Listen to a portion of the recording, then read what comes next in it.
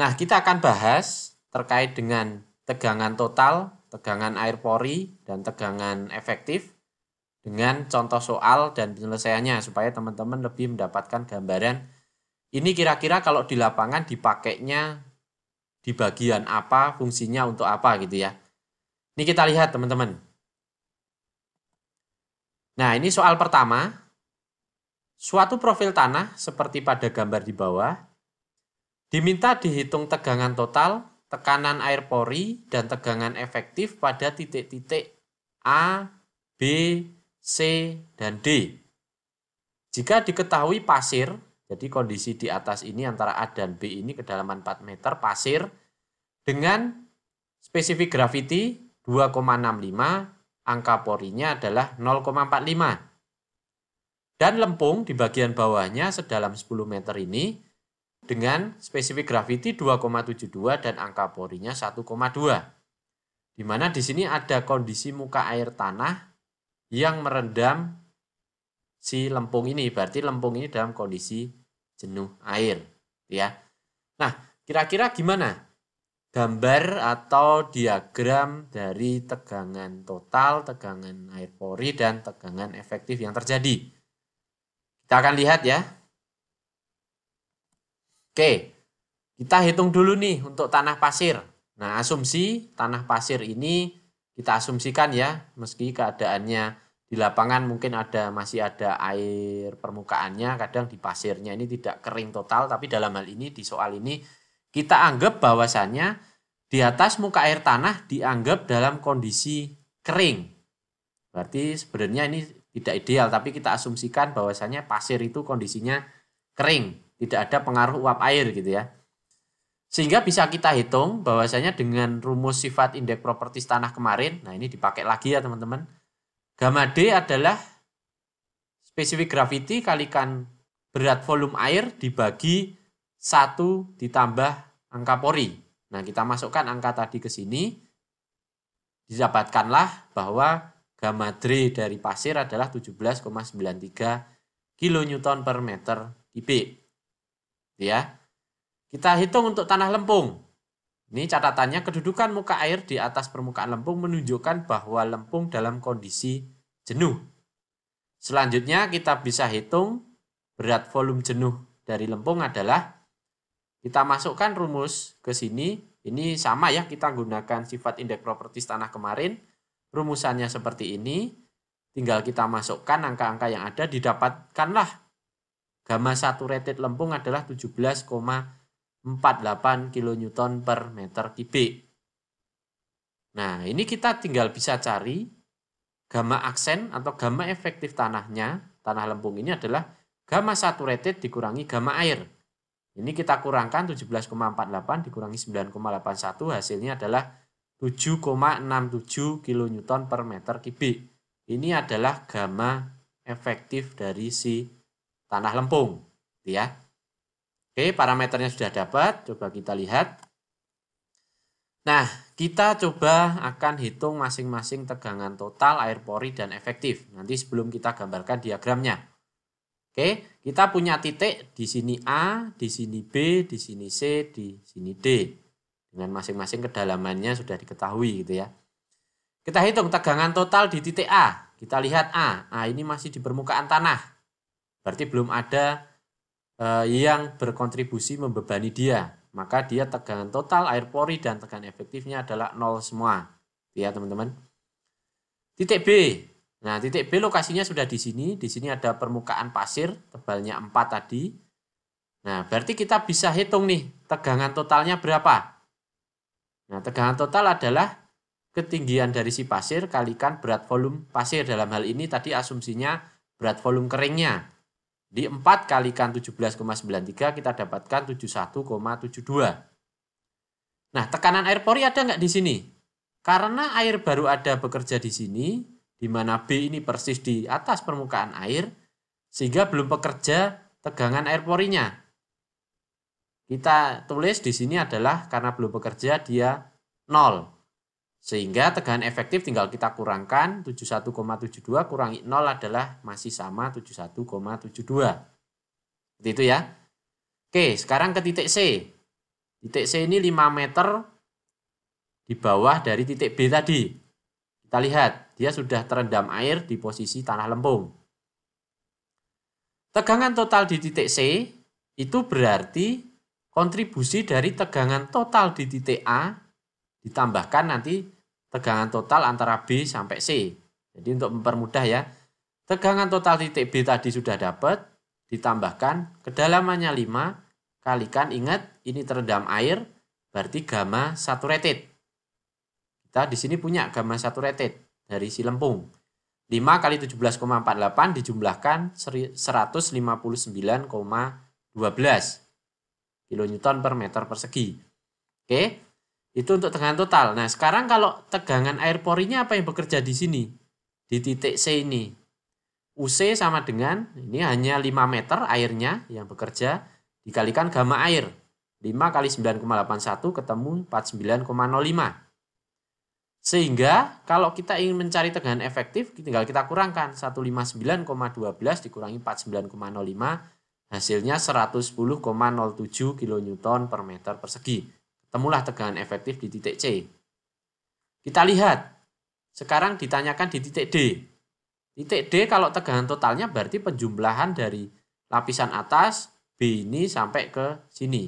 Tadi kita sudah dapat di antara A sampai C ini adalah besarnya 159,12. Tinggal kita tambahkan 5 dalamannya ini kalikan gamma saturated dari lempung. Ketemulah 246,52 kilonewton per meter persegi. Nah, untuk tegangan air porinya berapa? Di sini berarti yang terendamnya dia 10 meter dikalikan gamma airnya. 10 kali 9,81 ketemu 98,1 kilonewton per meter persegi. Tegangan efektifnya berapa? Tinggal dikurangkan tegangan total kurangi tegangan air pori. Ketemulah 148,42 kilonewton per meter persegi. Nah, dari hasil ini coba kita gambarkan diagram dari tegangan total, air pori, dan efektifnya. Totalnya kita plot gitu ya, air porinya kita plot, berarti efektifnya tinggal ini dikurangkan ini, ketemulah diagram dari tegangan efektif yang terjadi. Itu ya teman-teman, ini cukup simpel sebenarnya, tidak serumit ketika kita menurunkan rumusnya tadi. Oke, saya lanjutkan. Soal nomor 2. Nah, ini sudah mulai divariasikan. Profil tanah seperti pada gambar berikut. Tanah pasir dengan berat volume kering 17,66 kilonewton per meter kubik dan berat volume jenuhnya 19,62 kilonewton per meter kubik. Tanah lempung dengan berat volume basah atau gamma B-nya 15,70 kilonewton per meter kubik dan gamma terendam saturatednya adalah 17,46 kilonewton per meter kubik. Akibat hujan, ini terjadi hujan ya, air menggenang setinggi 1 meter di atas permukaan tanah pasir. Jadi ini tanah pasirnya tadi, teman-teman, tingginya 2 meter. Ada tanah lempung, kedalamannya 10 meter. Kemudian di sini ada titik C yang kita tinjau di bawahnya ini dari titik B ini 7 meter. Nah, kondisi mula, muka air tanah di sini. Ya. Akibat hujan, terus-menerus, muka air tanah ini lama-lama karena terjadi hujan dan genangan, dia terjadi genangan di area atas ini. Ya. Jadi ada dua kondisi nih. Pertama, soalnya ya, hitung tegangan total dan tegangan efektif pada titik A, B, C sebelum dan sesaat sesudah hujan. Nah, paham ya? Jadi sebelum airnya masih di sini. Ya. Ketika dia sesaat sesudah hujan, airnya pindah ke atas karena ada genangan. Kira-kira beda nggak tegangan efektif yang akan terjadi di sini? Kita lihat ya teman-teman. Ini harus dipahami konsepnya. Oke. Ketika kita meninjau sebelum hujan, di titik A, ini ya, saya potong berarti air hujan tadi hilang di atas. Sehingga muka air tanah hanya di sini. Maka di titik A yang bekerja adalah pasir ini, kedalamannya kalikan gamma dre dari si pasir. besarannya adalah 2 kali 17,66, 35,32 kN per meter persegi. Kemudian di titik B, sigma B, gitu ya. Ini kita lihat, di titik B ini yang berpengaruh apa? Berarti tadi yang dari pasir di atas ini ditambah lempung dengan kedalaman 5 meter ini. Belum ada pengaruh muka air tanah, alias dia belum terendam.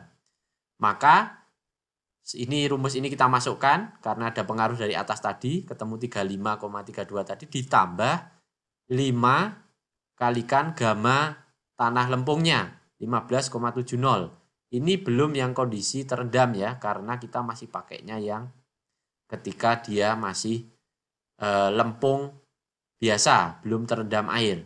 Ketemulah 113,82 gitu ya. Catatannya tanah lempung di atas muka air tanah dianggap dia tak jenuh air. Dia di titik C. Di titik C berarti ada kontribusi dari titik A tadi, pasir. Kemudian ada kontribusi dari tanah lempung di atas muka air. Ditambah kontribusi lempung di bawah muka air. Oke. Kita masukkan yang tadi dari atas titik A pasir ini. Nah, ini ada 10 kalikan gamma B karena ini belum terendam air ditambah 2 kalikan gamma saturated karena sudah terendam air lempungnya. Kita masukkan hasilnya adalah 227,24 kN per meter persegi. Nah, di titik C ini tegangan efektifnya adalah sigma C atau tegangan total dikurangi tegangan air pori. Dalam hal ini adalah 227,24 dikurangi ketinggian air ini 2 meter kali 9,81. Ketemulah 207,62 kN per meter persegi. Nah, kalau di titik A dan B, karena belum ada pengaruh air, maka tegangan total ini sama dengan tegangan efektifnya. Karena tegangan airnya belum ada. Sehingga ini bisa langsung ketemu tegangan total sama dengan tegangan efektif. Sementara di titik C harus kita kurangkan karena sudah ada pengaruh dari tekanan air di sini. Ya. Oke, ini kondisi sebelum hujan. Bagaimana sekarang kondisi sesaat setelah hujan dan ada air menggenang di atas permukaan pasir setinggi 1 meter? Oke, jadi air tadi yang awalnya di bawah sini sekarang pindah ke atas permukaannya karena ini terendam oleh air hujan. Kira-kira perubahannya seperti apa? Ya. Nah, air genangan ini akan menyebabkan tanah pasir berkurang berat volumenya yaitu menjadi berat volume terendamnya. Nah, kita bisa hitung berat dari volume efektif di pasir adalah gamma saturated pasir dikurangi gamma airnya. Ketemulah 9,81. Ya. Untuk tanah lempung, karena permeabilitasnya yang kecil, dalam waktu yang pendek diperkirakan air hujan hanya meresap pada sebagian kecil dari lapisan atasnya. Nah, dalam hal ini berat volume dapat dianggapnya adalah tetap, ya teman-teman. Oke, kita hitung di titik A. Di titik A berarti ini sudah ada pengaruh redaman air, yaitu kedalaman pasir dikalikan gamma saturated dari si pasirnya. Ditambah tinggi genangan 1 meter kalikan gamma airnya. Ketemulah 49,05.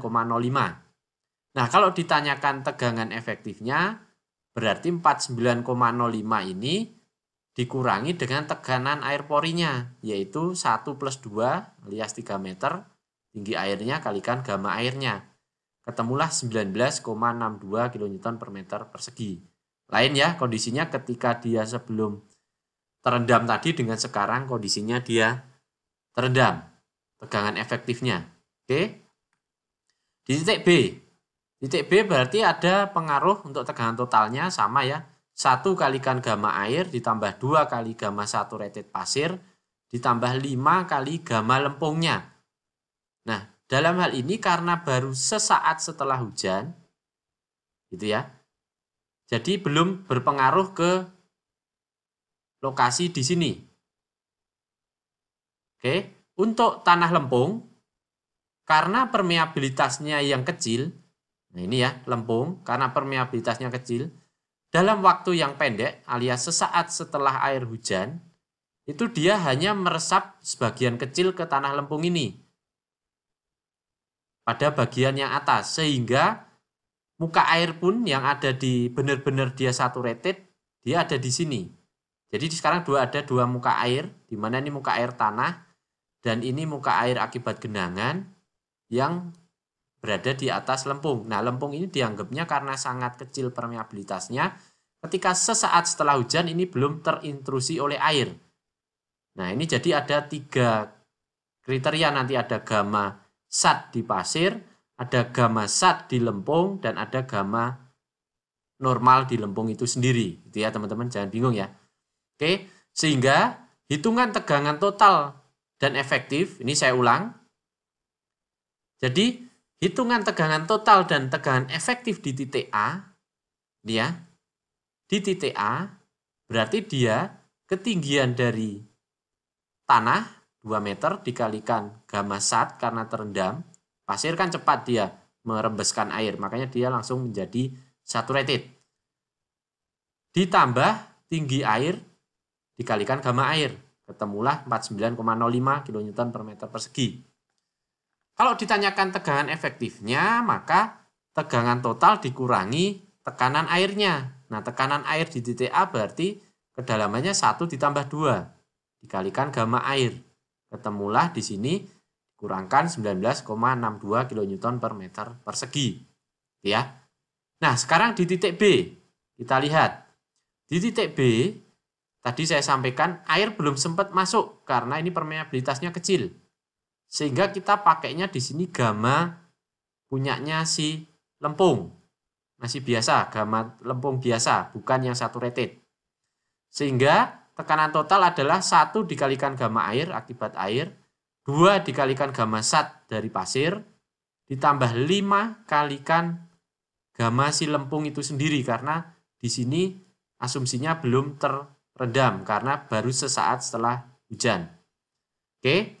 Kita hitung, kita masukkan, ketemulah di sini 127,55 kN per meter persegi. Ya. Jadi pengaruh di sini dia tidak terpengaruh oleh tekanan air, sehingga gamma efektifnya adalah sama dengan gamma total. Karena tidak ada pengaruh air di sini. Jadi air di atas ini hanya sebagai beban. Ingat ya teman-teman. Gamma efektif sini murni diterima oleh si lempung itu sendiri. Oke. Di titik C, di mana dia kondisi awal memang sudah terendam air, maka sigma C atau tegangan total adalah penjumlahan dari air ini ditambah 2 kali gamma SAT pasir, ditambah 10 kali gamma lempungnya, ditambah 2 kali gamma saturated dari si lempung. Ingat ya.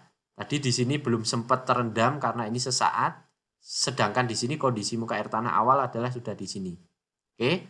Sehingga didapatkan 240,97 kN per meter persegi. Nah, kalau diminta hitung tegangan di titik C, tegangan efektif, maka tegangan total dikurangi tekanan air pori yang ada di lokasi di atas titik C. Karena ini terendam, makanya dia dikurangi 2 kali 9,81. Temulah 221,35 kN per meter persegi. Nah, seperti itu ya teman-teman. Ini harus dipahami konsep dan juga kondisinya di lapangan. Kira-kira kita menghitung seperti apa, kondisinya seperti apa, ini harus kita mulai pahami. Nanti soalnya dibolak dan dibalik supaya tidak bingung. Nah, ini biasanya di UTS kemarin angkatan sebelumnya bingung di sini ketika soalnya saya bolak dan saya balik. Sebenarnya sama perhitungan prinsipnya, hanya konsepnya air ini posisi di mana, dia berpengaruh kemana, ini harus teman-teman pahami. Oke ya, saya lanjutkan dulu. Soal ketiga, lapisan lempung berlano dengan tebal 8 meter, jadi saya punya lapisan lempung berlano di sini 8 meter, terletak di atas lapisan kerikil, ini di sini ada lapisan kerikil, yang menderita tekanan artesis. Nah, tekanan artesis tekanan air tanah yang ke atas gitu ya. Berarti ini rembesan kan naik ke atas. Air naik ke atas sampai mencapai 2 meter di atas permukaan tanah. Ini karena pengaruh air artesis tadi, dia air naik sampai di sini. Kemudian tanah lempung tadi mempunyai berat jenis 2,7 dan kadar airnya 40%. Dan angka porinya adalah 1,1. Kemudian ada sebuah pondasi dengan kedalaman 2 meter direncanakan akan dibangun pada lapisan tanah lempung ini. Ini ada pondasi rencana digali 2 meter dibangun di atas lapisan lempung ini. Tekanan pada tanah di dasar pondasi alias nanti pondasi ini memberikan tekanan ke tanah besarnya adalah 150 kN per meter persegi. Nah, diminta hitunglah faktor aman terhadap bahaya mengapung pada saat akhir penggalian dan sesudah fondasi dibangun penuh. Ini ada dua kondisi, ingat ya. Karena ini ada tekanan air ke atas setinggi 2 meter ini akibat air artesis di sini. Ini kan sebenarnya fondasi ini rawan mengapung, gitu ya. Rawan dia nantinya terjungkal ke atas gitu. Ketika digali, kita disuruh ngecek angka amannya berapa. Ketika nanti sudah dibangun dan difungsikan dengan bebannya adalah 150 kN per persegi, angka amannya kira-kira jadi berapa? Gitu ya. Kita cek coba. Oke. Tanahnya tadi lempung berlano. Kemudian bisa kita hitung gamma lempungnya adalah dengan menggunakan sifat indeks properties tanah kemarin, rumusannya kita dapatkan gamma B-nya adalah 17,66 kN per meter kubik. Ya, teman-teman. Kemudian, berat lapisan lempung yang tidak tergali untuk fondasi persatuan luas, jadi berat yang tidak tergali alias berat di bawahnya 2 meter ini, berarti 8 meter kurangi 2 meter adalah 6 meter. Berat di sini adalah dalam satuan luas ya, 6 kalikan gamma lempungnya kalikan 1 satuan luas. Hasilnya 105,96 kN. Di sini per satuan luas. Oke, berat lempung sudah dapat. Nah, sekarang kita akan tinjau keadaan saat akhir penggalian. Belum adanya beban pondasi yang bekerja. Nah, di titik A, gaya tekanan ke atas oleh air artesis, gitu ya. Di titik A, gaya tekanan ke atas oleh tekanan artesis per satuan luas, ini bisa kita hitung. Yaitu tinggi total perbedaan ini, tinggi 8 plus 2 meter, 10 ya, tinggi air tekanannya adalah 10, dikalikan dengan gamma airnya, dikalikan satu satuan luasan. Formula 98,1 kN di sini. Sehingga faktor amannya, kita tadi punya berat lempung di atas lapisan A ini, gitu ya, setelah digali, hanya tingginya 6 meter, dibandingkan dengan air yang akan mendesak dia ke atas, tekanan ke atas. Berarti SF adalah gaya ke bawah akibat berat si lempung dibagi gaya ke atas akibat tekanan air artesis. 105,96 dibagi 98,1. Sorry, saya ulang. 105,96 dibagi 98,1. Hasilnya adalah 1,08. Nah, ini sebenarnya mendekati angka 1 ini kalau untuk pondasi tidak stabil nih. Itu ya teman-teman. Ini sebenarnya rawan dia terangkat. Jadi tidak stabil. Biasanya pondasi itu minimal sekitar 2 atau 2,5 gitu ya. Nah, sekarang kita lihat kondisi kedua. Kondisi setelah beban pondasi bekerja penuh sebesar 150 kN per meter persegi. Ini pondasi sudah dibangun dan ada tekanan di sini 150 kN per meter persegi. Kita hitung berat pondasi per satuan luas. Ini tinggal kita masukkan ya, 150 ini satuan luasnya kan satu satuan luas 150 kN. Berat sisa lapisan lempung tadi per satuan luas, ini sudah kita hitung, kita masukkan, kita jumlahkan gaya ke bawahnya menjadi 255,96 kN. Sehingga faktor aman terhadap bahaya mengapung, tinggal kita masukkan ke rumus, SF adalah gaya ke bawah akibat berat tanah, sisa galian ditambah dengan berat pondasi dibagi gaya ke atas tadi, uplift pressure dari si airnya 98,1, ketemulah nilainya 2,61.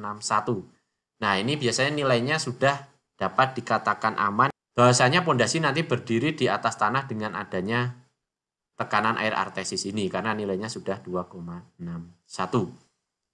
Sampai di sini ada pertanyaan?